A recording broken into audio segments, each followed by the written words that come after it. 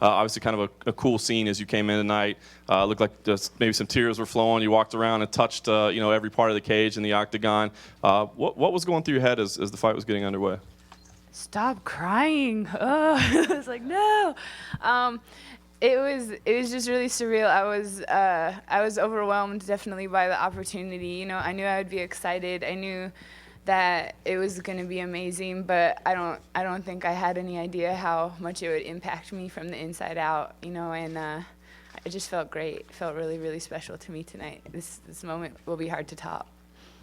I mean, I knew Kat was going to be an incredibly tough fight, so, it didn't surprise me that she didn't go down with that. It didn't surprise me that she didn't tap. I mean, I was expecting an all-out war all 3 rounds, and that's what we got. First thing I did after the fight was go and call my son, and he asked me how I did, and I told him that I won, and he's like, so we get to go to Vegas? And they have a lot of swimming pools there, right? I was like, yeah, we get to go to Vegas. And he's like, and that means you finally get to fight Ronda Rousey, right? And I was like, yeah, we get to fight Ronda Rousey. So it's just, it's surreal. It's a really good feeling. And this is exactly what I wanted, and it's happening exactly the way I expected. And, well, I guess not the way I expected, but, things are happening the way they should, and it just feels great. Questions for Miesha. Miesha, did you feel the stoppage was somewhat early? I do, but, I just know how I felt inside the cage. I haven't had a chance to actually go back and watch it, but, Kate came in and told me before we ever left the locker room that if I warn you to move, all I need to know is that you want to stay in the fight, and I felt that I did that. I got from the bottom up. I got cut kneed a few times on the way, tried to shoot another shot, and the fight was stopped. I didn't feel like I was out of the fight, but, what can I say? Quick follow-up for Kat, if I could, please. Kat, surprisingly, afterwards, you admitted that you were scared, actually, of Miesha. Can you kind of give some insight on that? And do you have that same kind of fear of Ronda? Is it a healthy fear? I mean, what is that about? Absolutely healthy fear. I think to say you're not frightened, going into a fight there's a border between being cocky and being confident, and I like to say a little bit, I like to be confident, absolutely not cocky, and I like to have that healthy fear of my opponents. It keeps me on my toes, it keeps my camps, relatively stressful for me, but it makes me continue to always be really hard on myself and always strive for the best. I always start strong and finish stronger. I hate when I leave the gym knowing I could have done something more, and it's just something for me that it drives me to put myself in situations that I'm not comfortable in, and it always ends up being something that I have the opportunity to figure out and get through, and then I have another goal and a personal accomplishment to make, so it's all positive. It's all positive fear, but it's something that feeds me and fuels me for sure. I haven't seen this for myself, so correct me if I'm wrong on this, but did you tweet, is there a photo floating around of your hand actually touching the mat as you were kneed? Did I get that right? Yep, there is. It all happened so fast in the fight. I don't really recall. I didn't consciously think it was illegal, but someone sent me a picture and was like, the first knee, you were on your hands and knees and you were going to get up. She kneed you on your way up, your hand was still clearly on the ground, and they sent me a picture, and I was like, oh, I guess that's a valid point. There is an instant replay process in Nevada. Is that an angle that you would explore at all, or is that just kind of like the way a fight goes and you'll move on? Oh, I'd like to see it, but I don't think it's going to change the results, you know what I mean? I'm pissed, to say the least, you know what I mean? I'm definitely not happy, and I still feel like I was in the fight. I don't, for 1 second, feel like, that it should have been stopped, but I'm a fighter.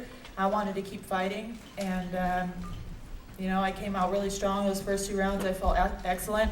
She's pretty heavy from top position, but she told me to show me something. I don't know what you want. I sat up, I shot a double, I got back to my feet. I took some damage because of that, because I was trying to listen to the referee, and she fucking stopped the fight. What do you want, And then, Kat, if you don't mind, would you mind talking about that sequence with the knee? I'm sure that it wasn't intentional, but was that something you were aware of, that her hand was down? Can you kind of talk about that sequence? I have no idea what we're talking about, to be honest. I've said it before and I'll say it again, and it always happens, you know, like I wish we could show me the fight before we do any of this stuff, because I really go in there and it's kind of like I remember little bits and pieces of the fight, but I don't have the whole sequence of things that happen at all. Like I wish I would be able to see the fight and then we could do these press conferences so I could go over and give you better legitimate answers. I don't feel like whatever we're talking about is what won me the fight.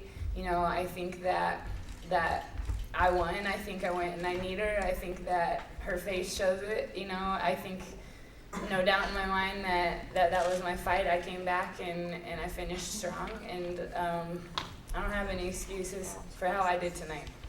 What switch was flipped for you that got you to turn into that animal instinct when you got into the octagon? There's a lot of switches in me that get flipped, you know. My day-to-day routine is a constant back and forth. You know, I go from being a mom to a fighter to a wife to a mentor to a coach, you know. So there's a lot of things that go on in me where I have a lot of different roles to play. And you know, when I was getting ready in the back tonight, I was walking around and I was thinking, you know, my mom died in 2005, and I was on a pretty rough path before she died. And when she did die, I promised her I was going to take my life to good things, and I had no idea what I was going to do. I had no idea what I was talking about, but that I was going to make her proud and not to worry about me, and it was okay to go. And you know, in the back of my mind, I'm always thinking about my son. I'm always thinking about, you know, I need to protect him. I need to keep him safe. And I really had this kind of maternal instinct kind of going on, and you know, Miesha Tate represented a big bad bear, and I'm out there, you know, saving his life. And my mom's death definitely pushed me in a way where I wanted to have a positive outcome with my life, and this is how it came to fruition. I'm here. I'm in the UFC. I'm fighting people for a way to support myself and my family, and plus it's fun. You know, it's a really good outlet, and it helps me deal with definitely my switches you guys are seeing go on. You know, so it was it's just a constant switch back and forth in this world. You know, I'm a really friendly person. I'm very approachable. I enjoy meeting new people. I like having fun getting to know all of you. But then all of a sudden, you know, I'll have critics. Then all of a sudden there's someone standing across the cage from me that wants to hurt me, and someone that wants to take something from me. And these are all things that, you know, really takes a lot of tough skin and mental toughness to get through. And you know, every single one of these moments was a new moment for me. I've never experienced the things that I've experienced this week going through the UFC and getting ready for a fight here. And you know, like I said, it's an experience that will be hard to top. It's a really good one. Yes.